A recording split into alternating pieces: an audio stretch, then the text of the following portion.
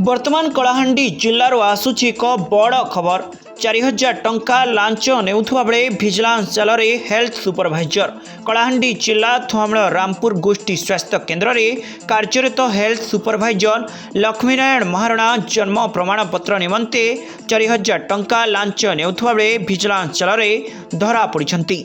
तलझापी पंचायतर निकेशजोर grammar Arjun नायक, बबलू नायक और घासीराम नायक जन्म प्रमाणपत्र करदेवाई डाक्तरखाना कार्यरत supervisor Lakshmi Maharana launch मागिथिले।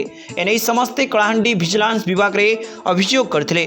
Phone पे माध्यम 4000 टंका लांच नेबा बेले आगुरी छपी रही भिजिलांस लक्ष्मी महारणा को काबू करथिला। आय बहिर्भूत संपत्ति ठूल सन्देह अभियुक्त महाराणा तीनोटी स्थान में भिजिलांस चढ़ाऊ जारी रखी। आज चढ़ाऊ भिजिलांस विभाग पक्षर Kalahandi vigilance DSP Pradeep Aind, inspector Ramaniya Suna, ASI Sanjay Kumar Sahu, steno Santosh Mahanti प्रमुख सामिल थे। ए संपर्क में कोरापुट भिजिलांस विभाग में एक मामला नंबर 7 रुजु कराइथिबा सूचना मिली। अधिक तदंत जारी रही।